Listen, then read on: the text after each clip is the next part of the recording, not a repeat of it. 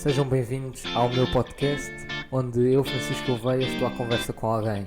Este é o A Conversa Com.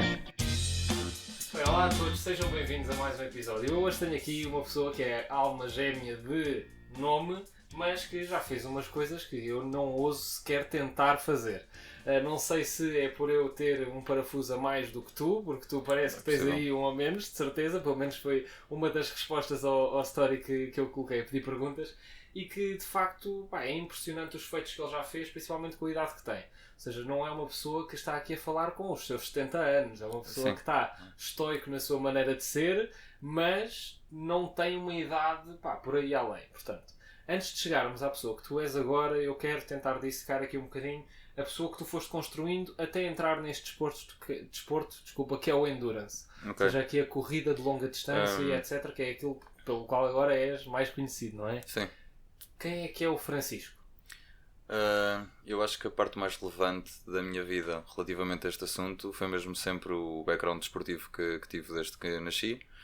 Os meus pais sempre tiveram o cuidado de me colocar em vários desportos diferentes para que eu também fosse, para além de ganhar a habilidade atlética, também descobrir um pouco aquilo que gostava de fazer e que atividades é que me apaixonavam.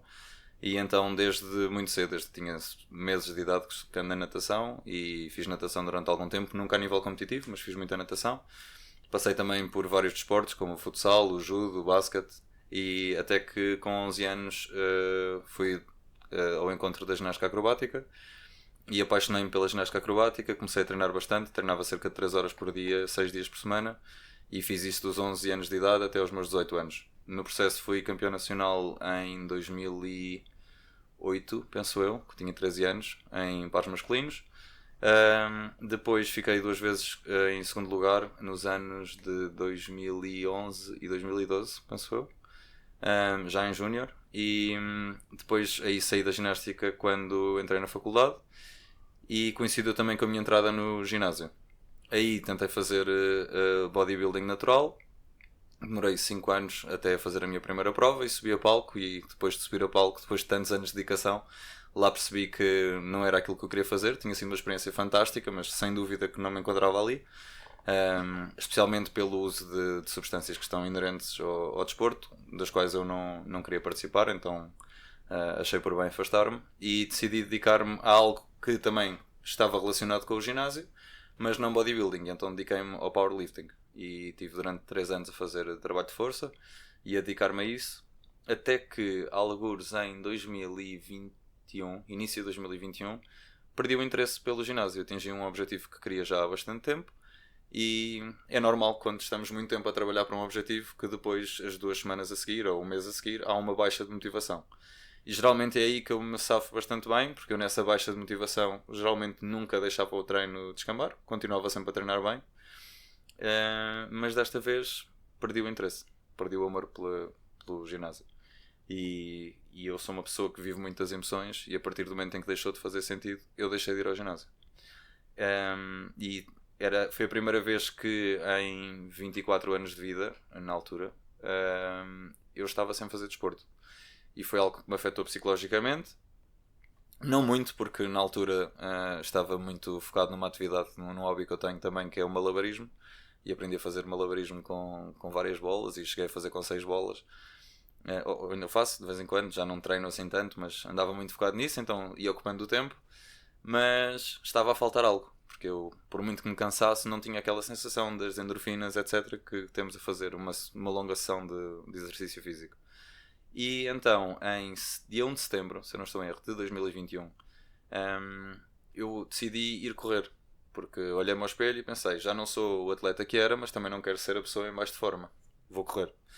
E passado cerca de meia hora, tinha corrido 4 km, cheguei a casa, estava quase a cuspir num pulmão, a sentir-me super mal, a suar como nunca tinha suado na vida, e a pensar, o que é que eu fiz à minha vida? Como é que é possível em 9 meses eu ter ficado neste estado? E comecei só a ir correr, assim, quase todos os dias, numa tentativa de melhorar isso. Entretanto, passado uma semana, comecei a ver vídeos no YouTube sobre o TMB, etc. E percebi, uau, há pessoas que fazem coisas absolutamente incríveis. Porque é que eu não posso ser uma delas? E então tentei só dedicar-me à corrida. Eu não tenho um treinador, não tenho um preparador físico, não tenho um nutricionista, mas eu sempre fui uma pessoa que se interessou muito por dieta e exercício físico, tanto que a minha primeira dieta e o meu primeiro plano de treinos para ter um six-pack na altura foi com 13 anos. Portanto, eu com 13 anos disse à minha mãe, não, eu quero estas refeições. E ela disse, ok, mas eu não vou estar a cozinhar pratos extra para ti. E eu disse, não há problema. Faz estas compras e eu cozinho para mim. Então com 13 anos aprendi a cozinhar certos pratos porque eu queria fazer a minha dieta. E não tinha problema nenhum que não cozinhassem para mim, eu só queria que me deixassem fazer as minhas coisas. E pronto, foi um sonho que foi rolando cada vez mais rápido. Eu passei de não treinar corrida para fazer o meu primeiro ultra de 43 km em cerca de 6 meses de treino, que foi o Lausanne Trail. Depois de 2 meses a seguir a isso fiz o Transpeneda Gerês de 105 km e quando cheguei a casa ainda estava todo dorido, sem saber bem o que tinha acontecido, mas que tinha concretizado aquela prova, a achar que tinha sido o melhor gol que podia ter atingido. E o meu melhor amigo ligou-me e disse, olha, tu não gostavas de fazer o TMB? Eu disse, sim, gostava. E ele disse, epá, tens esta prova daqui a 5 semanas, que é o Val Thorens, que é um major do UTMB e que dá o dobro das Running Stones, que são os tokens necessários para o UTMB. E dá o dobro das Running Stones. Tu agora vais fazer uma viagem, vais parar de treinar, vais perder a tua forma, não queres aproveitar. Epá, e eu ainda não conseguia dar 2 passos sem me doer, mas decidi, ok, vou-me inscrever. E inscrevi-me nessa prova de 160 km nos Pirineus e passado 5 semanas fui lá. Foi engraçado porque fomos ver um concerto de Fat Freddy's Drop aqui em Lisboa e arrancámos de direta para os Pirineus. Passei lá um dia e no dia a seguir tive a prova das 100 milhas. E de alguma forma consegui chegar ao fim. E então, nesse momento em que eu consegui chegar ao fim, o limite eram 48 horas, eu demorei 42 horas e algo, mas eu cheguei ao fim. E isso fez-me acreditar que, epá, se calhar tudo é possível. Se calhar nós é que estamos sempre a castrar a nossa maneira de pensar e os nossos objetivos, porque realmente eu olhei em volta e não via ninguém a fazer 160 km. Todas as pessoas que eu dizia que ia fazer 160 km chamavam-me louco. Então é muito fácil eu achar, pá, se calhar estou louco. Mas como eu sempre gostei de descobrir as coisas e não sigo muito aquilo que me dizem ou aquilo que eu próprio penso, eu gosto muito de... Penso nas coisas, mas tenho de as testar, não é só pensar. Porque eu acho que o pensar é muito valioso, mas a ação acaba por nos revelar as respostas de maneira um pouco diferente. E o sonho a partir daí surgiu, e a partir do momento em que nós acreditamos que de facto é possível tudo, as coisas ficam mais fáceis, não é? Parece que tudo ganha uma cor diferente. Não é? Porque deixa de haver aquele medo de tentar. Eu, por exemplo, agora na Nacional 2, e daí eu ter chamado esta história como relevante, que eu tinha imenso medo, mas eu sempre me coloquei na situação de, ok, estou com medo, não sei se sou capaz de fazer, mas realisticamente, o que é que pode acontecer? De mal. No máximo, gravava um vídeo, malta. Não deu. Pá, encostei à box. Tento para a próxima. Bem, olha, tu já falaste de muita coisa que eu te ia perguntar sobre, no entanto, okay, eu acho que há aqui coisas que são mensagens subliminares, mas que acabam por ser interessantes de explorar. O facto de teres interesses desde novo ligados ao desporto, dá-te aqui uma preparação que é invulgar para uma pessoa que não pratica desporto. Okay? Principalmente a partir do momento que falas de treinava 6 dias por semana, 3 horas por dia, já vinhas com um estofo de, pelo menos, mentalidade, de capacidade de gestão de tarefas. A questão do malabarismo não é só uma atividade extra, não é? Tu tens de fazer isso no teu dia-a-dia, com o teu tempo, com as tuas tarefas, com tudo. Exatamente. De certeza absoluta.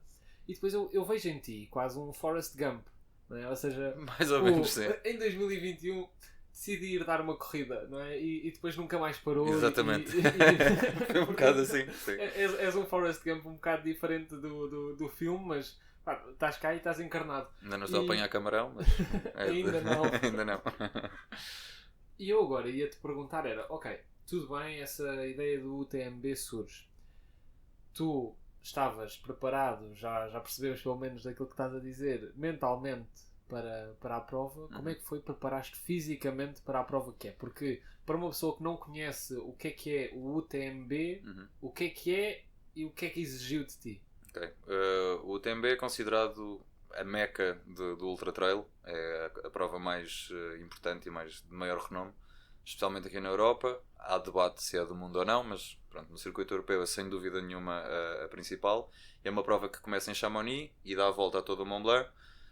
passando por Suíça, Itália e França, e é uma prova com 172 km, se não estou em erro, com 10 mil metros de subida e 10 mil de descida, que é o equivalente a subir e descer a Serra da Estrela 5 vezes pelo meio dos 170 km. Ou ir ao topo do Everest também, não é? E subir depois ainda mais um pouco. Por isso, o que é que exigiu de mim a nível físico? Aquela prova que eu tinha feito no primeiro ano, no meu primeiro ano de treino, esse Val d'Aran, é uma prova que, apesar de não ter tanta importância por causa do nome, é uma prova mais difícil do que o UTMB, porque tem o mesmo desnível, em menos 10 km de distância, e o terreno é mais técnico do que o UTMB. E também há uma passagem, um mountain pass que está a maior altitude do que o maior mountain pass do UTMB. Eu penso que no Val d'Aran chegamos a estar a 2800 metros de altitude, no pico mais alto. Ou seja, o meu processo de pensamento foi muito simples. Se eu com 10 ou 11 meses de treino faço esta, com 2 anos, garantidamente que tenho de fazer o UTMB. E não duvidei, simplesmente. E fui fazendo. O que é que alterei no meu treino? Assim, mais especificamente. Eu no Val d'Aran não levei hiking poles, ou seja, aqueles bastões de caminhada. Fiz mesmo raw purista, um bocado por ignorância, um bocado por arrogância, mas o ego ainda não estava tão em xeque na altura. E depois para o UTMB percebi que precisava de facto usar os bastões, e então dediquei muito desse ano a aprender a usar os bastões, porque mais do que força de braços, tem muito a ver com eficiência. O Ultra Endurance é eficiência, não é uma questão de ser mais explosivo ou o que quer que seja, é uma questão de eficiência. E eu estive a falar com um colega meu no outro dia sobre o UTMB e eu dei-lhe este conselho, e para qualquer pessoa que esteja a ver este podcast, o UTMB é chamado uma prova de ultra running, mas aquilo não é ultra running na realidade, a não ser que uma pessoa queira ficar no top 100 ou top 50. A menos que sejas o Kylian Jornet. Exatamente, eu caminhei 19 horas e corri 10. Portanto, aquilo é mais caminhada do que propriamente corrida. Uma pessoa safa-se muito melhor no UTMB se for bom a caminhar com bastões e eficientemente, e depois deixa só rolar as descidas do que estar a tentar correr nas subidas ou algo semelhante. E demorei 34 horas, se eu não estou a erro, a fazer o UTMB. E pronto, foi só nesse sistema de pensamento de já fiz algo mais difícil porque não tinha treino na altura, e dediquei-me a aprender a coisa dos bastões e fiz bastantes treinos no ginásio, e tanto em passadeira inclinada como escadas, com um colete de 10 kg às costas, e passava tipo uma hora e meia a subir, para habituar o corpo a estar a subir durante tanto tempo com carga extra. A questão de ter carga extra, porque nós geralmente nas provas temos 5 a 6 kg no colete, e eu coloquei 10 kg porque não era só para ser mais difícil, era numa tentativa de também simular algo semelhante à rarefação do ar, porque eu não tinha maneira de treinar a altitude. E o problema daquelas máscaras que às vezes se usam, ao contrário do que as pessoas pensam, aquilo não está... o treino de altitude baseia-se muito no facto de que as concentrações de oxigênio no ar são diferentes do que aquilo que nós respiramos aqui em baixo. Não é necessariamente que nós conseguimos respirar menos volume de ar. Nós respiramos o mesmo volume, tem menos oxigênio. E o que acontece com estas máscaras mais baratas que se compram é que restringem o fluxo de ar, só que o ar que entra tem a mesma composição. Pronto. Então, como é que foi a minha maneira de pensar nisto? Eu não preciso treinar o meu diafragma para ser mais forte. Eu preciso de estar a aumentar a demanda de oxigênio, porque se eu não consigo baixar a concentração de oxigênio, tenho de aumentar a sua demanda. E biomecanicamente não faz sentido estar sempre a treinar em sprint, porque o corpo não aguenta. Mas, numas escadas com peso às costas, conseguimos manter uma cadência baixa, salvaguardar as articulações e aumentar a demanda de oxigênio sem ter os downsides, por assim dizer. E baseei-me muito nisso e acho que foi um sucesso. Considero que fiquei muito mais forte esse ano e pronto, estou a aplicar algumas dessas estratégias agora, apesar de que este ano o meu foco não está a ser a montanha. Estou a abraçar novos desafios, mas sem dúvida que é uma dica que eu aconselho bastante. Bem, passando do UTMB, pelo menos daquilo que são os highlights da tua carreira, não se pode chamar isso, carreira, mas porque sim. Parece que já estás no fim, mas eu sinto que eu estou a ver os primeiros 5% do filme. Ainda Sim. faltam os outros 95% Espero inteiros. que sim. Portanto, destes primeiros 5%, depois do UTMB, antes de falarmos da Nacional 2 e tudo isso, aconteceu há sensivelmente meio ano, um pouco mais de meio ano, a Backyard Ultra aqui em Lisboa.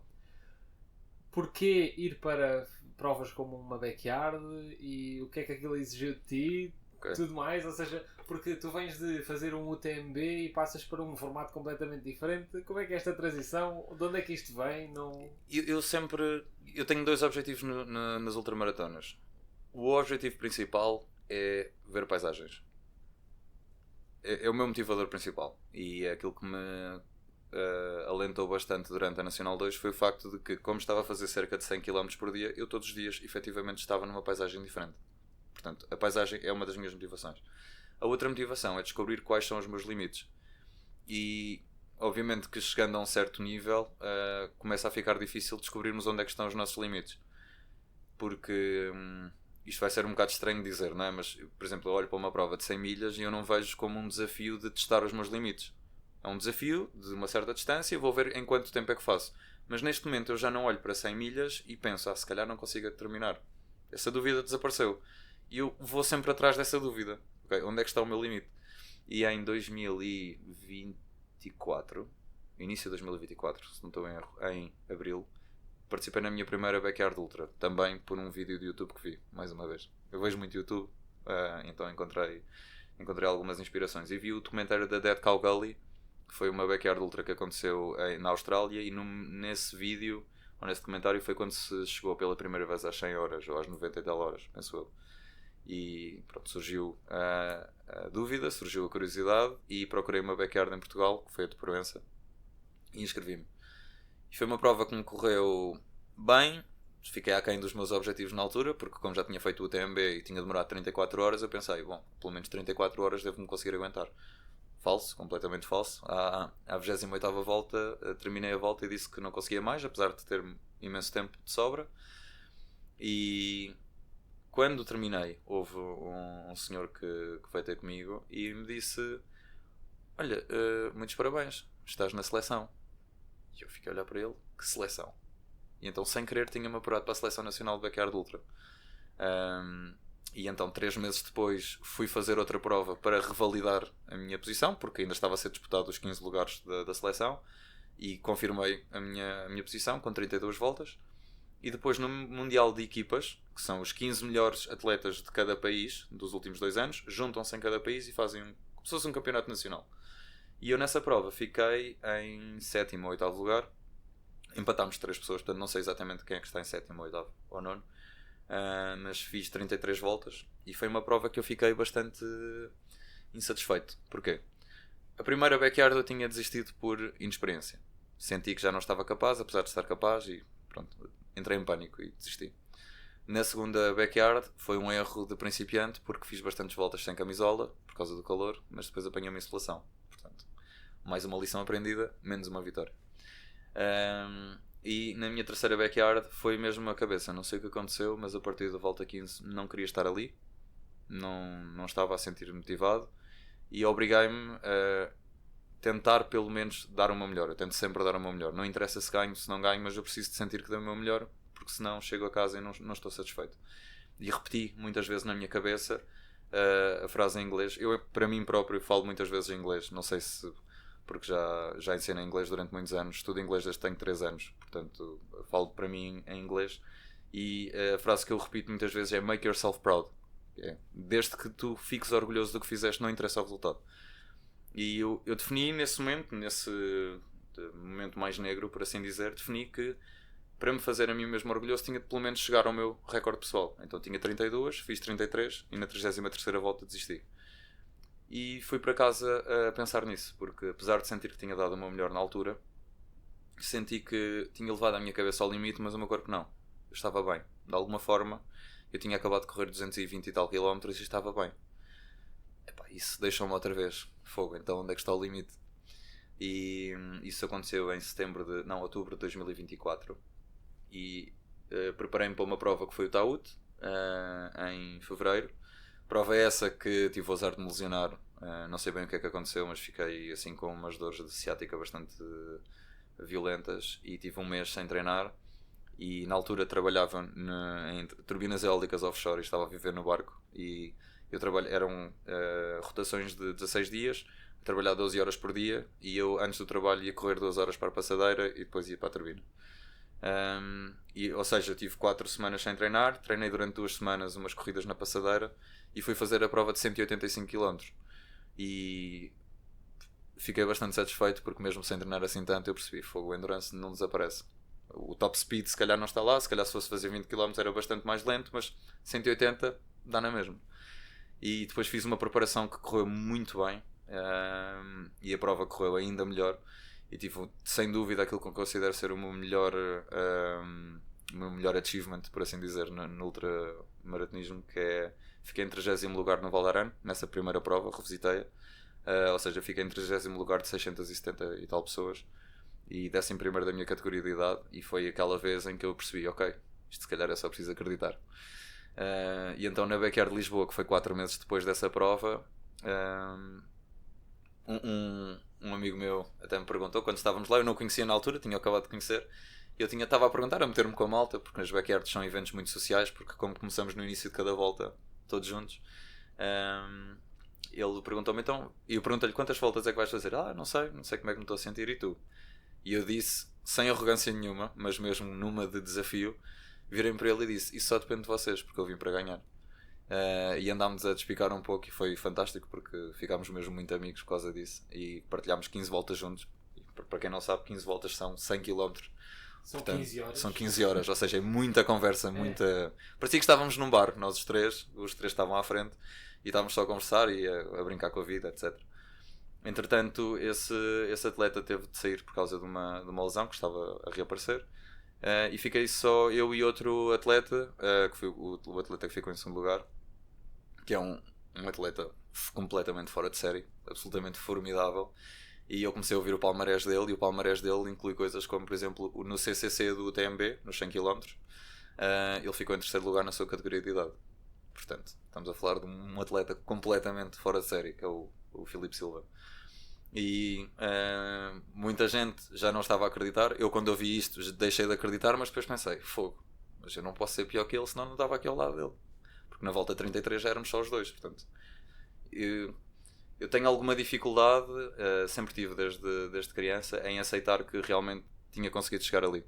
Porque é muito mais fácil para mim só entrar no modo de grind, de treinar, de chegar ao objetivo, mas depois quando lá chego, às vezes custa a entrar que, fogo, mas eu comecei a treinar há 4 anos ou há 3 anos, como é que eu estou aqui? Mas pronto, e eu nesse dia, por ter tido o Val d'Arano, única e exclusivamente por isso, porque se eu não tivesse tido essa prova 4 meses antes, eu tinha perdido em Lisboa.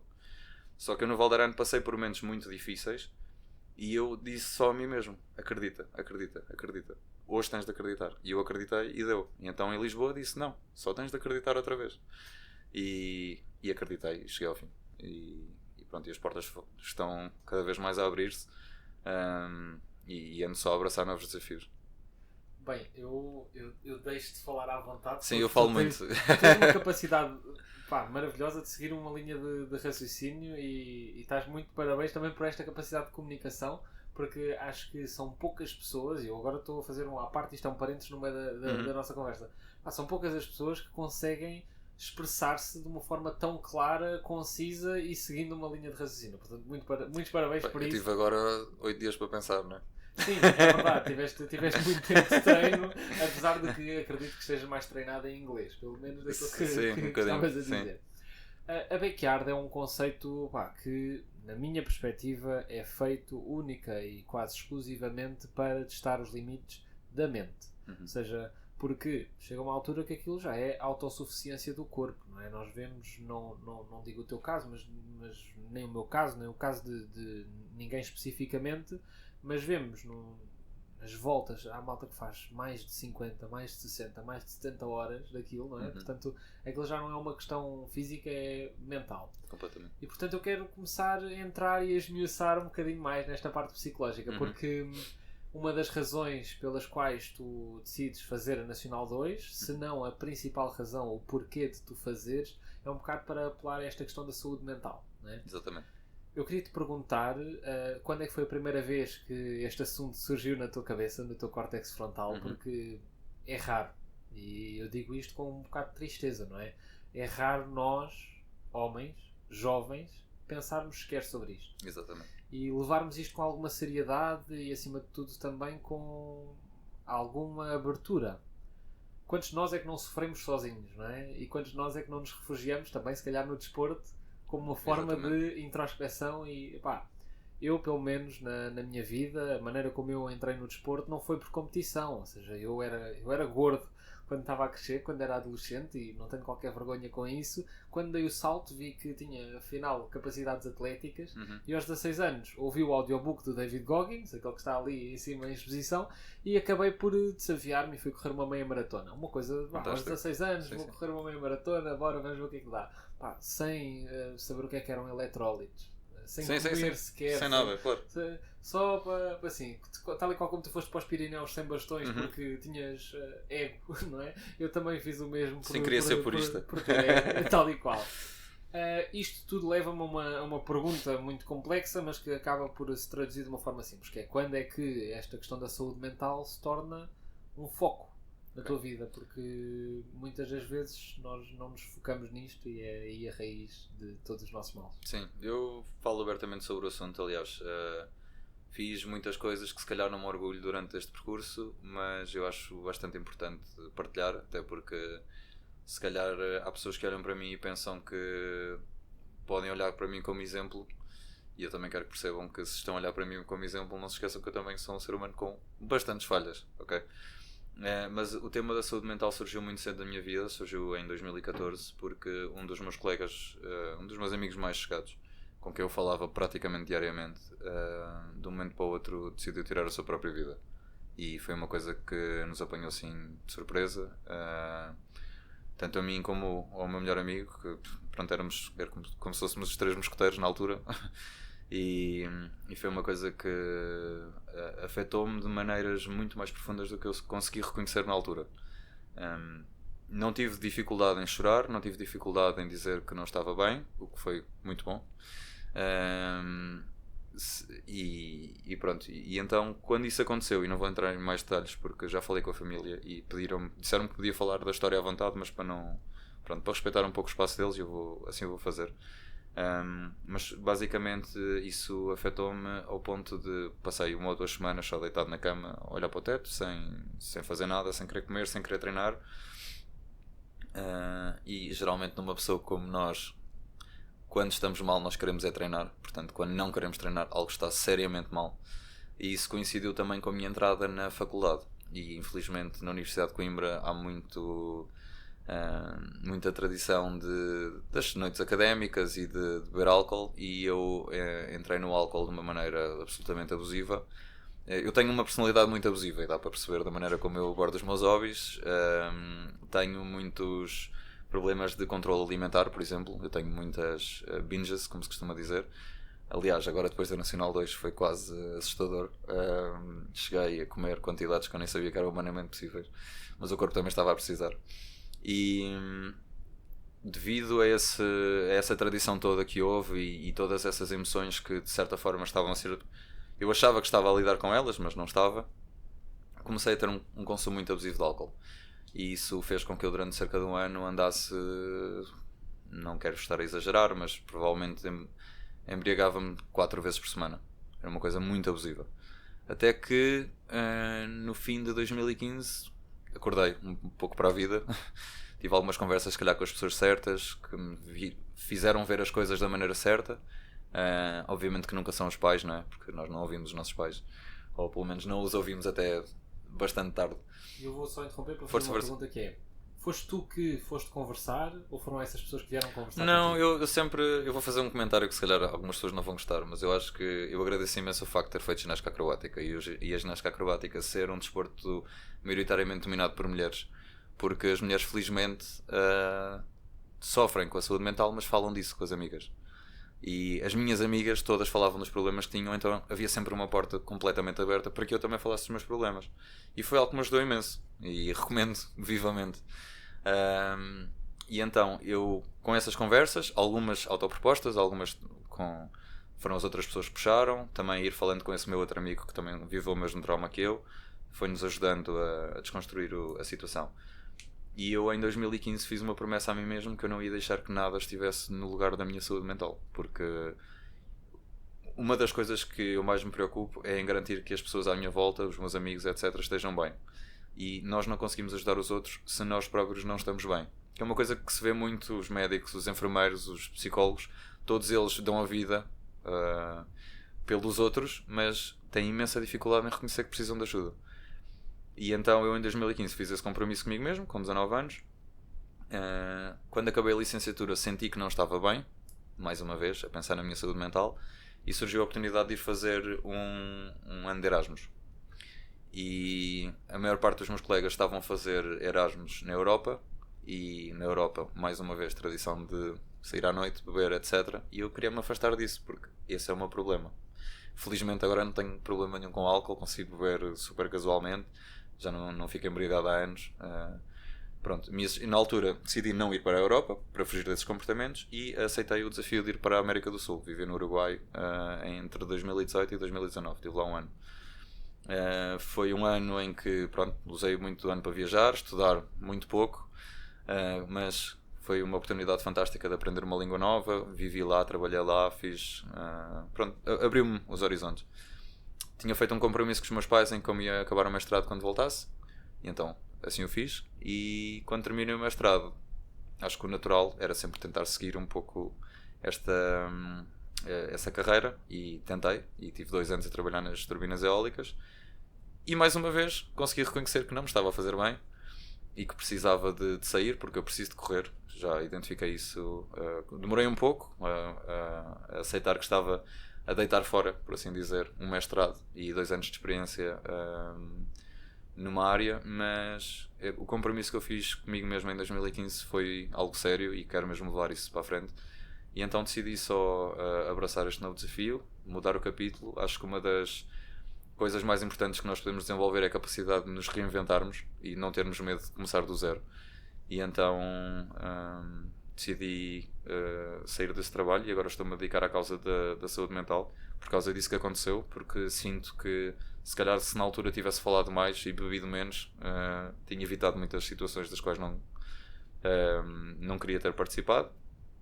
E queria deixar uma janela aberta com o meu Instagram durante a Nacional 2, como te estava a falar há pouco, de todos os stories foram sem filtros, tentei mostrar todas as emoções como elas vinham, porque eu acho que falta muito homens que não tenham medo de se mostrar frágeis, porque nós dizermos que nem é frágeis, porque nós quando admitimos que não estamos bem, se calhar não há nada que seja preciso mais coragem e mais força do que admitirmos que não estamos bem. E então essa tem sido um pouco o meu foco, e gostava agora eventualmente se calhar ir à universidade ou a algumas escolas secundárias, fazer algumas palestras ou uma conversa e dar-me a conhecer, porque acho benéfico termos exemplos de pessoas que não têm medo de falar quando estão mal. O maior ato de coragem é saber pedir ajuda. Sem dúvida. Todas as histórias que eu conheço, que eu admiro mesmo profundamente, o ato que essa pessoa tomou são atos de pedidos de ajuda. E eu vejo que de certa forma tu acabaste por ter, eu agora estou um bocado a comentar aquilo que foi a tua jornada, mas também olhando para mim próprio, não é? Porque não só somos parecidos no nome, mas também claro. A formação de um jovem, principalmente nós rapazes, acaba por ser similar. Tipo, somos todos formados mais ou menos com base nas mesmas experiências, e passamos por coisas similares, mas nunca tão iguais como claro. um ou outro.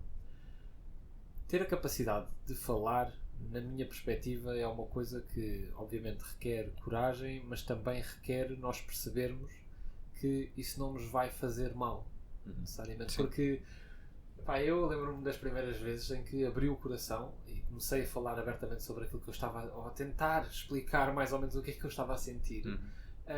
E sentia que não, isto vai-me magoar. Se eu contar, alguma coisa de mal vai acontecer de certeza. Mas depois de passar esse medo, vi que do outro lado afinal estava uma coisa que era super fixe, que era leveza, que era Exato. Afinal tudo ganhou cor. Um sorriso, um abraço. Exatamente. Exato. E que de repente eu sentia que aquela relação com aquela pessoa, com aquele amigo, com aquela mãe, com aquele pai, o que quer que seja, tinha-se aprofundado muito mais. E isso é uma coisa que não há dinheiro que pague, porque nós podemos passar 200 horas juntos, mas não sermos amigos. Claro. Mas basta passar 1 ou 2 horas juntos e falar sobre as coisas certas, que de repente as pessoas nunca mais se largam e vão ficar... A fazer uma backyard. Não funciona. Vão ficar conectadas para sempre. Eu tenho uma coisa para te perguntar que é, e eu acho que tu já tens bastante claro, normalmente quando entramos nestes desportos de endurance, a primeira coisa que se diz é, pá, encontra o teu porquê. Find your why. Sem dúvida. E eu ia te perguntar qual é o teu. O que é aquela coisa que, e tu já falaste daquela frase em inglês, mas de certeza que has de ter umas quantas, não há de ser uma. Não, é assim, eu ouvi uma vez uma frase que me marcou bastante, que foi: cada um tem a vista da montanha que escala. Isso é uma metáfora fantástica para a vida, porque nada tem a ver com montanhas, não é? Cada um de nós tem a vista. Esta frase não é sobre montanha. Exatamente, isto não é sobre corrida. Não, essa frase é uma frase que para mim tem todo o significado, porque cada um tem uma vista daquilo que lutou para atingir, e daí a tal a montanha que escala. E eu gosto muito de descobrir aquilo que pode acontecer quando nós damos a nós mesmos uma oportunidade de não desistirmos de nós próprios, de acreditarmos nos nossos sonhos e de sermos de facto capazes de executar um plano. Porque um sonho só é um sonho enquanto não há um plano.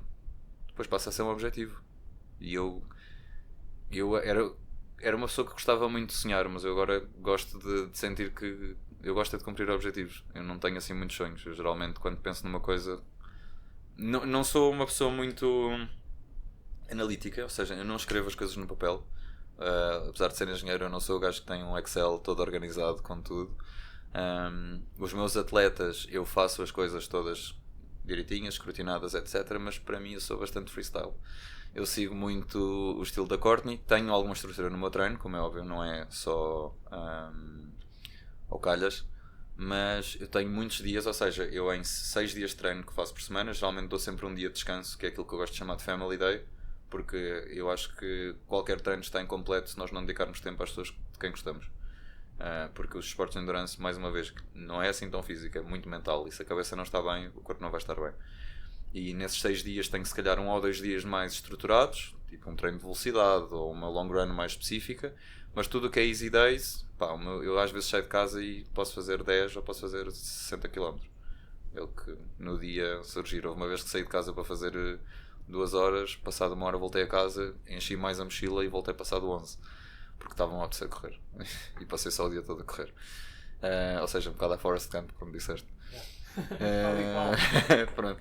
E eu acho que uma coisa que eu aprendi, e gosto de frisar muito isto com os meus atletas, é: as pessoas aprendem ou fazem progresso quando se estão a divertir. A emoção associada ao ato de aprender é das coisas mais importantes para que haja progresso. E eu tento divertir-me sempre. E por isso é que vou fazendo coisas assim meio malucas. Por exemplo, para festejar os meus 29 anos, o ano passado, a torre da Universidade de Coimbra chama-se a Torre da Universidade, e a Torre da Serra da Estrela é o ponto mais alto de Portugal. Então eu só acordei de manhã e quis fazer em autossuficiência, meti uma mochila às costas, meti-me na Torre da Universidade de Coimbra e fui correr até a Torre da Serra da Estrela. Depois tinha lá a minha namorada e a minha irmã à minha espera para me trazerem de volta. E eu pedi que essa fosse a minha prenda de aniversário, era darem boleia para casa. Mas precisava de fazer aquilo, queria unir os 2 pilares que eu considero mais importantes na minha formação. Foi a educação, que está representada pela universidade, e a montanha, que é o que me está a moldar agora nestes últimos anos da minha vida. E é assim que eu vou treinando. Eu vou encontrando desafios que eu considero que fazem sentido para mim. Às vezes uma pessoa pode olhar de fora, mas não faz muito sentido fazer uma corrida de 100 km agora. E eu penso, se calhar não faz para o corpo, mas para a cabeça preciso dela, então vou fazendo. É engraçado porque parece que tu tens assim a rede aberta e depois é o peixe que vier, aquilo que vier no algoritmo do YouTube, deixa-me lá ver. É um pouco isso. O que é que vai acontecer a seguir, não é? Sim.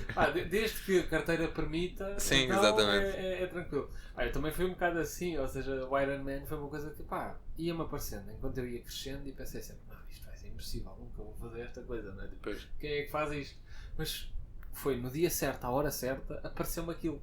E pensei, por que não? Por que não, exato. Tipo, é impossível, mas um sonho passa a um objetivo. Eu nessa vez que fui ao UTMB, não sei se, pronto, para quem não sabe, o UTMB precisa de ser por lotaria ou ser um de elite, que eu não sou elite, apesar de correr muito, eu não corro muito rápido. E eu meti essas Running Stones do Valorant na lotaria do UTMB e entrei à primeira, por exemplo. Que é uma coisa que é É raríssima. raríssimo, raríssimo. Eu tenho um colega que está há 3 ou 4 anos a tentar e não consegue. Pá, aconteceu. Só na altura certa e foi. Sabes que esta questão de à altura certa lembra-me um bocado. E eu hoje estava à tarde, estava a passear depois do almoço, literalmente a esticar as pernas, e estava a ouvir o Dillas e ele diz: não deixes para outra hora, tu tenta fazer agora para repetir depois. Exatamente. Porquê fazer as coisas numa. Parece que estás com pressa, não é? Eu, pelo menos, e isto aqui é uma autocrítica quase, sinto que estou a viver a vida em 2.0. Uhum. Então, pá, isto está a passar muito Sim, rápido, por isso é que eu tento fazer tantas coisas, por isso é que eu tento fazer o tal malabarismo como tu fazes, de tenho de agarrar tudo, Uhum. porque só temos uma, não é? O que é o causador, ou seja, o que é que acende esta tua chama para o fazer agora? Eu acho que isso deriva muito do facto de eu ser muito guiado por emoções. Eu sou uma pessoa que vive muito intensamente as suas emoções. Tanto que é por isso que eu choro com facilidade, eu irrito-me com facilidade, fico feliz com facilidade. Ou seja, o meu grande desafio como pessoa é o controle emocional. E eu já tive durante 8 anos a achar que o ginásio ia ser a minha vida. Já vivi isso. E já tive objetivos que eu fui adiando. E eu cheguei a janeiro de 2021, como te disse, e desapaixonei-me por aquilo. Ou seja, eu neste momento estou numa fase em que, de alguma forma, consegui condicionar o meu corpo a aguentar este tipo de eventos. Eu neste momento estou extremamente apaixonado por este desporto. Portanto, eu vou tentar rentabilizar esta capacidade física que pode não estar aqui daqui a 5 anos. Pode-me aparecer algum problema. Posso ter um acidente. Posso me desapaixonar disto. E se me desapaixonar da corrida, não vou correr a Nacional 2. Ou seja, eu tenho de fazer as coisas enquanto realmente faz sentido. Porque isso é a mesma coisa que eu pensar: eu tenho de levar a minha namorada a jantar fora. Eu não posso guardar todos os jantares para depois quando casarmos. Não é? As coisas têm de ir acontecendo. E eu acho que nas corridas, na corrida em específico, vou pegar neste exemplo, mas podia ser outro exemplo qualquer. Eu acho que quando as pessoas pegam num objetivo muito grande e dizem um dia, ele vai desaparecendo, ele não tem significado. Eu acho que a maneira como eu gosto de viver as coisas é: tenho um desafio, eu proponho-me esse desafio, e a única coisa que penso é: isto é tentativa número 1, pode não dar, mas estou lá na 2, e se não der na 2 estou na 3. E eu no mesmo ano, no meu primeiro ano de backyards, fiz 3 backyards, eu não ganhei nenhuma, mas agora no meu segundo ano a tentar já ganhei uma. Ou seja, se tivermos um amigo meu a meio da Nacional 2 foi ter comigo, estava no quilómetro 470 e ele veio ter comigo e eu estava a passar mesmo muito mal, foi uma das piores tardes, e ele virou-se para mim e disse: tu soubeste que estás a X tentativas, a X falhanços do sucesso, quão rápido queres falhar? Eu pensei: eu quero falhar agora, que é para estar o mais próximo possível de concretizar. E pronto, este dia a seguir essa conversa foi o pior dia, foi mesmo desastroso. Mas fiquei sempre com isso na cabeça, que é: sim, quero falhar, não me importo de falhar, vou chegar lá mais rápido se falhar agora. Tal e qual como um engenheiro também tem de testar as coisas, Exatamente. tem de fazer os vários testes e as várias Em hipóteses. todas que é para os tentar teus chegar podcasts, por exemplo, se calhar vais fazer 2 ou Tal 3 e coisas e qual. dizer: pá, que não gostei. Ainda bem. Ou que, se Estás calhar, mais próximo. Sim, exatamente. Exatamente. Isto temos de continuar a tentar. Falando da Nacional 2, especificamente, porque também é uma das coisas que faz com que as pessoas agora olhem para ti de uma forma diferente, não é? Pá, porque superaste aquilo que eram limites que a maior parte das pessoas pensava que, pá, eram intransponíveis, não é? Qual é que foi o momento mais difícil? Sim, pá, porque deve ter havido momentos de muita assim, escuridão. O momento mais difícil. Houve 2 momentos que foram bastante difíceis. Um deles não foi assim tão difícil, o outro foi mesmo negro. O momento menos negro foi no quilómetro 220, quando eu no fim do segundo dia comecei a ficar com os enjoos pela primeira vez. E eu aí foi um momento negro mais por frustração. E eu diria que foi mais a parte... Eu gosto muito de ter esta dualidade. Depois é uma coisa que nós podemos falar, que é porque há o Francisco e há o Hulk, que é a minha alcunha, e depois já podemos entrar um pouco por aí. Mas é como se eu consigo dividir bastante bem quando faço estes desafios, a parte do Francisco, a pessoa, e o Francisco, o atleta. E como atleta, esse foi o momento mais negro. Fiquei muito frustrado. Porquê? Eu, quando embarquei neste desafio, disse os 7 dias lá na página, mas o objetivo era tentar bater o recorde nacional da Nacional 2, que são 136 horas, que seria começar na segunda de manhã e acabar às 8 da manhã e acabar à meia-noite entre sábado para domingo, ou seja, 5 dias e meio. Mas pronto, quando comecei a ficar com esses enjoos, isso era execuível, correndo tudo perfeito. Quando comecei a ficar com esses enjoos, eu percebi logo, esta não é a semana, não vai dar. E fiquei frustrado, pronto, não vou mentir, obviamente que não fiz isto com o objetivo só de bater o recorde, mas como atleta e competitivo, etc., era a minha maneira de me motivar também extra, pronto. E aí tive de aceitar essa primeira derrota. A parte mais negra mesmo foi, portanto eu tive esse dia, consegui recuperar no dia a seguir, tive um dia duríssimo, mas mesmo assim, mesmo a começar às 2 da tarde consegui fazer 90 km antes do dia acabar. No dia a seguir fiz mais 105, ou logo foi, ou seja, eu pensava que estava tudo ali a arrancar bem. Arranquei de Abrantes no início do dia 5 e consegui fazer só 70 km. O corpo já como não estava a conseguir comer assim tão bem pelo estômago, começou a falhar. Tive de abortar a missão outra vez e foi difícil, mas pronto, até foi gerível. Depois tentei outra vez o dia, depois de uma longa pausa, e fiz só 60 km e o estômago virou-se completamente contra mim, ao ponto de eu fazer um story a chegar a Monte Moro Novo. Estava a correr com um atleta meu e estava mesmo, malta, isto está a correr bem. Do quilómetro 470 ao quilómetro 530, foram 60 km que fizemos. Não, desculpa, do quilómetro 460 ao quilómetro 520 fizemos em 7 horas, 60 km, que com tantos quilómetros das pernas foi mesmo muito bom. É ótimo. E eu de repente chego a Monte Moro Novo, estou a conversar com ele, começo a ficar enjoado, começo a ficar com diarreia, começo a ficar mesmo muito mal e eu pronto, já fui outra vez. Entrei na caravana, comecei assim muito enjoado, a tentar vomitar, tomei um anti-enjoo, virei-me para a minha equipa e disse, não vou tomar mais medicação. Já tinha tomado um anti-enjoo no segundo dia, estava a tomar agora no dia 6 e eu disse, não me vou medicar só para chegar ao fim. Não é coerente, não faz sentido, vou abortar a missão. Portanto, vou aqui tentar aguentar a noite. Por volta das 3 da manhã levantei-me super indisposto, fui para a casa de banho, passei muito mal, tive mesmo algumas horas ainda no chão da casa de banho a vomitar. E quando saí da casa de banho eu fui para a cama na caravana e agarrei-me à minha namorada e disse, eu não aguento mais isto, não estou a saber lidar com estes enjoos, com isto de não conseguir comer, com isto de não conseguir dormir por estar a acordar a vomitar, quero parar, não consigo mais. E ela sorriu, agarrou-me e disse, ok, mas agora vais dormir e amanhã vais comer e logo vês. E eu disse, ok, pronto. Tínhamos passado o domingo de Páscoa no parque de estacionamento do Lidl e foi um domingo de Páscoa diferente, sem dúvida. E eu acordei no dia a seguir e comecei a comer e estava, por sorte, acordei com bastante fome. Durante essa noite acordei com imensos suores, eu estava deitado de lado e a sentir gotas e gotas de suor a escorrer-me pelas costas. Portanto, eu não sei até que ponto é que aquilo foi uma paragem de gestão ou se foi de facto uma virose que eu tive, mas sei que depois de suar litros e litros nessa noite eu acordei bem. E acordei com fome, e acordei sem energia nenhuma, mas acordei sereno. E se vocês forem ver as histórias desses dias, eu estou bastante calmo no início, estou com uma cara bastante séria, porque já estava sem esperança. Eu simplesmente prometi à minha namorada, ok, vou tentar mais um dia. Já não quero, mas vou tentar. E comecei devagar, eu comecei a fazer ritmos muito lentos, estava a fazer tipo 5, 6 km por hora.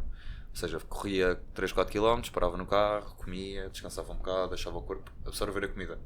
Porque eu acho que o que estava a acontecer foi que eu estava a tentar imprimir um ritmo demasiado rápido para aquilo que o corpo estava habituado a absorver a comida. Se calhar teria sido uma opção melhor no primeiro dia ter feito só 70 ou 80 km, como se fosse um dia de adaptação para o corpo voltar lá. Mas pronto, isso são ideias para outra expedição. Mas com essa paragem, ou com esse ritmo mais lento no início, a comida começou a entrar e depois, passado para aí 20 km, estou a correr, distrai-me a ver um carro a passar, meto um pé num buraco e o tornozelo faz assim e eu de repente entro na caravana para quilómetro 540 e eu disse, malta, quase torci o pé, arranjem-me gelo.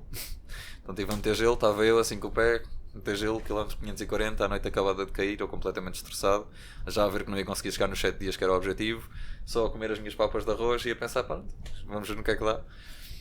E fui só andando.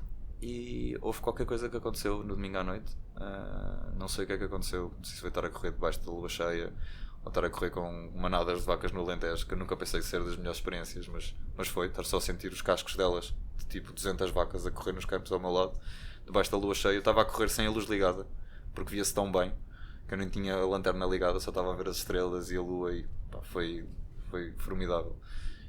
E essa noite tirou-me desse buraco. Não sei, eu simplesmente estava-me a dor a tornozelo, estava chateado, estava frustrado, estava só naquela de pá, não quero estar aqui, isto está a ser horrível. E foi só acontecendo. E aconteceu magia. E eu no dia a seguir acordei e foi malta, vamos acabar isto. E fomos. E fomos só. E eu quase que me emociona tu falares disso e ser o domingo de Páscoa, porque pá, pelo menos nós católicos, eu sou católico, acreditamos que no domingo Jesus renasce, não é? Não, eu achei muito engraçado, porque eu estive num colégio católico durante 13 anos. Eu não sou crente, mas pronto, estou bastante familiarizado com toda a história e os ensinamentos da Bíblia. E eu achei muito engraçado porque factualmente o dia que eu morri foi na sexta-feira. Como se o começou mesmo a virar-se e ressuscitei no domingo. E já me disseram várias vezes por ter o cabelo comprido que parece Jesus Cristo, então achei muita piada. Aliás, até falei com uma atleta aqui portuguesa de backyard que pá, estão-me sempre a chamar Jesus Cristo, pode ser que até ressuscite hoje. E ressuscitei, de facto. Não sei o que é que aconteceu, mas as coisas deram-se e o estômago foi aguentando. De vez em quando ia ali ameaçando qualquer coisa, mas não aguentou-se bem. E chegar ao fim foi uma experiência um bocado estranha, porque, pronto, como já te disse, eu sou uma pessoa que tem muitas emoções. E eu depois, no final do Valdarano, chorei baba e ranho. No fim do TMB chorei baba e ranho. Pronto, fiquei muito, muito feliz. E agora na Nacional 2 eu chorei tanto durante a semana e processei tantas emoções e houve tanta coisa que saiu que eu cheguei ao fim e cheguei sereno. Eu não chorei, não fiz grandes festejos, eu cheguei só em paz. E tenho estado a refletir bastante sobre isso e eu acho que foi a melhor maneira que eu podia ter acabado aquilo, porque eu não senti aquele crash que há às vezes, um gajo estar ali uma semana a correr e muitas emoções e malta a querer falar comigo e isto e aquilo e de repente, pum, acabou tudo. Pá, geralmente quando há muita ilação e a pessoa está muito exaltada e muito feliz e a festejar muito, depois há muito esse crash. E eu só cheguei sereno, eu parecia que tinha acabado de fazer um retiro de silêncio de 3 ou 4 dias e saí e só foi do género, isto agora vai ser a minha nova vida. Também porque efetivamente o fizeste. Sim, sem dúvida. A quantidade de horas sem que dúvida. tiveste em silêncio contigo próprio e mesmo... A respiração rítmica também. Tal e qual. E a malta diz, então mas vais correr sem música porquê? Pá, eu adoro estar comigo próprio, né? Tipo, é a minha companhia favorita. Eu posso dizer que durante toda a Nacional 2 eu tive 85 horas em movimento. E eu ouvi música durante 2. Foi do quilómetro tipo 700 ou 720. Depois cá ao fim, estava a festejar só. Ouvir um set que gosto muito e estava só a ouvir. Bem, eu no meio dessa história toda reparo que, tal e qual como há essa parecença com Jesus de ter morrido e acaba por ressuscitar ao terceiro dia, também vejo que houve alguém que acreditou mais em ti do que tu próprio. Sem dúvida. Isso é uma coisa que nós por vezes não sabemos descrever, é um tipo de amor, uma profundidade tão grande que nós nem sabemos processar aquilo. Sim. Isso. E eu desafio toda a gente a procurar alguém que os faça sentir esse tipo de amor tão profundo, não é? Sem dúvida. Que é, nós acreditamos muito em nós que fazemos coisas de endurance. Eu estou-me a colocar no mesmo cesto que tu, mas o teu cesto tem uma divisória. Nós estamos diferente. todos na mesma divisória. Eu acho que nós acreditamos muito em nós próprios e no nosso potencial. E é aquilo que tu dizes, 100 milhas, eu não olho para isso como um desafio, eu sei do que é que sou capaz, ou seja, tu estás certo de ti próprio e daquilo que tu és capaz. A cookie jar do Goggins, não é? Tal e qual, a cookie jar já tem algumas cookies neste tu momento. Tu sabes exatamente o que é que tu já conseguiste fazer, não é? Mas há aqui pessoas que veem em ti ainda mais cookies, ou seja, veem que tu tens ainda mais para dar ao mundo. E isto é maravilhoso. Última questão, e acho que é aquela que normalmente encerra os episódios e é uma boa. Quando o Francisco tinha 10 anos, não é? E se ele entrasse aqui para esta porta e olhasse para ti e te perguntasse, olha, então mas o que é que me recomendas a fazer agora nos próximos tempos? Não é? Que conselho é que davas a este Francisco de 10 anos? Muito honestamente, eu acho que ele fez um bom trabalho. Eu acho que eu se calhar dou o conselho não às crianças, mas sim aos pais e aos educadores. Permitam-nos sonhar.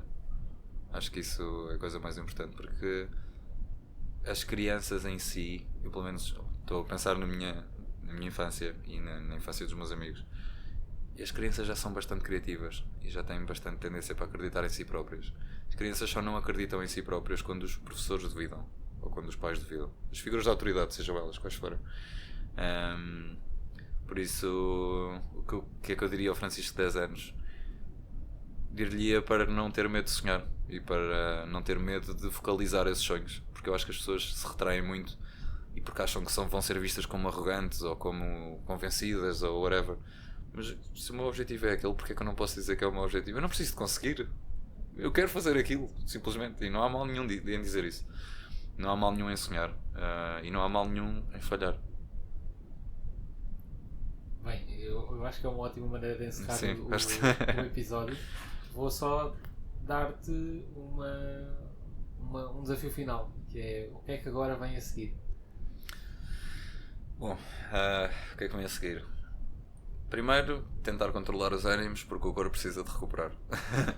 Estou inscrito numa prova de 100 milhas, que é o Real 160, que vai ser uma prova no Alentejo, que é a margem esquerda do Guadiana. E o objetivo daquela prova é ser uma prova quente. É uma prova que vai ser em dia 3 de julho, são 160 km, no Alentejo, 3 de julho, acho que está explicado. Tenho andado a fazer muito treino de sauna, muito treino de calor, e então queria só testar. Qual é que é a condição para eu ir a esta prova? Eu preciso me estar a sentir bem, e preciso me estar a sentir muito bem. Se eu sentir que articularmente algo que está em falha, não vou. Porque o grande objetivo deste ano é o Mundial de Equipas de Backyard Ultra, para o qual consegui ser qualificado pela Backyard de Lisboa, e pronto, e já percebi que o objetivo nas Backyard é ganhar, e não podemos ir lá a pensar que vamos fazer X voltas. Nós temos de pensar que vamos ganhar, e portanto o mindset está aí. O treino vai estar para aí direcionado, e todas as decisões que vão ser feitas no caminho, seja essa ir ou não ao Hell, vai ser só em prol desse objetivo. O objetivo de ter feito a Nacional 2 também agora no início do ano foi ter tempo suficiente para recuperar. 6 meses à partida será mais do que suficiente. Portanto, sim, vai ser esse o próximo desafio. Onde é que as pessoas te podem encontrar? O meu canal de Instagram é francisco.qgomes, que é de Quaquá. Eu estou a pensar, já falámos uma ou duas vezes, eu e a minha irmã, de fazermos um podcast também. Portanto, até foi fantástica esta experiência, para saber também o que é um pouco estar aqui envolvido nisto. E para já é só isso. Eventualmente farei também um canal de YouTube, porque acho que vai ser a primeira vez que vou dizer isto assim sem ser na minha página, mas foi gravado um documentário durante a descida da Nacional 2 e queria que fosse o meu contributo, porque como eu me inspirei nesses documentários, eu achei que fazia muita falta algo em português, porque há pessoas que não consomem conteúdo estrangeiro. E então esse documentário vai ser posto no YouTube, com acesso gratuito para todos. Terei depois um GoFundMe se me quiserem ajudar a suportar os custos do documentário, mas queria que esse fosse o meu contributo para as pessoas. Por isso, para já, acho que é só a minha página de Instagram. Bem, a ti, Francisco, olha, obrigado por aceitares o convite, obrigado, por teres vindo aqui. Eu venho de propósito, basicamente, de Coimbra para Lisboa para estar aqui com vocês e para estar aqui comigo a falar. Faz mais sentido serem em pessoa, acho que online perde-se um pouco. Sim. Perde-se muita da essência daquilo que é a conversa, das pausas, não há aquele lag de estar à espera da resposta da outra pessoa, portanto ajuda imenso. A todos vocês, obrigado por terem assistido, vemo-nos na próxima, e se tiverem alguma coisa para perguntar ao Francisco, não só mandem-lhe mensagem, mas também podem comentar à vontade. Estou disposto a tirar dúvidas e responder a perguntas, por quem quiser. Ótimo. Ou se precisarem de falar tambtambém, podem ser mandar mensagem, só é estranho a primeira vez, portanto, estejam à vontade. Exatamente, olha, eu olhava para o Francisco como uma figura quase mítica, porque eu estava, e não estou a exagerar, eu estava a acompanhar a Backyard Ultra de Lisboa, porque já o ano passado eu queria fazer, mas com o Ironman e tudo, não vou arriscar estar a fazer. Este ano já me inscrevi, vou fazer a Backyard Ultra de Lisboa, com apenas 2 objetivos, que é 1, não desistir sentado na cadeira, e 2, fazer mais do que uma volta, ou seja, vou lá divertir-me. Vou lá com o objetivo um excelente desafio, não desistir na cadeira. Vou lá divertir-me, ou seja, não quero colocar expectativas em cima de mim, de fazer 10 voltas, 20 voltas, 30 voltas, 2 voltas, o que quer que seja, não quero colocar números na mesa. E enquanto estava a ver a Backyard Ultra de Lisboa, eu lembro-me que estava a ver uma tempestade enorme e eu estava a pensar, eu estou no meu conforto, ou até estava nos escoteiros, estava a olhar para o dilúvio que estava a acontecer e eles estão a 10 km de mim ali no meio de Monsanto. com árvores de certeza a abanarem por todo lado, com chuva por todo lado. Tipo, eu rio-me de nervoso, não é? Quase. Pá, eles devem estar a passar uma noite esplêndida de autodescoberta. Deve ser das melhores noites para estar lá fora possível. Foi... Aquilo testou mesmo o nosso ai. Sim, questionei muitas vezes. Eu acho que esta questão do documentário é muito importante, porque nós olhamos lá para fora à procura de figuras míticas, dos David Goggins da vida, não é? Mas nós temos, às vezes, aqui no nosso quintal, literalmente, numa backyard, pá, malta mesmo absurda. Quem não conhece o mundo da ultra-endurance não faz ideia do que é que anda aqui em Portugal. Há malta muito, muito forte. Exatamente. Muito E forte. isso, de certa forma, quem entra no desporto assusta-se porque pensa, uau, como assim? Há aqui Golias, não é? Não, só para dar um pouco de contexto, Uhum. eu não sou considerado elite sequer. Sou um atleta banal. Eu corro muitas distâncias, mas em termos de velocidade assim, banalíssimo. Há malta que faz coisas Sim, absurdas. Sim. absurdas. Eu nunca fiz um pódio numa prova de trail. Isso é Percebes? Tipo, não. é impressionante e dava aqui pano para mangas para ficarmos aqui 2 horas a descrever Sim. todas essas pessoas. É absolutamente brutal. Partilhem as vossas jornadas, partilhem os vossos. Procurem o conceito de backyard ultra, porque Sim, corridas é e trails fixe. toda a gente conhece, mas backyard ultra é muito diferente. E acho que é o único desporto em que conseguem de facto isolar a componente endurance. Porque a velocidade não tem nada a ver com aquilo. Pois não, é brutal. É endurance puro. Bem, vamos ver em setembro se eu me safo ou não. Vais ser fácil de ver. Isso Tenho a existe certeza. também. Eu dou-te umas dicas. Bem, até à próxima, malta. Tudo bom. Até à próxima.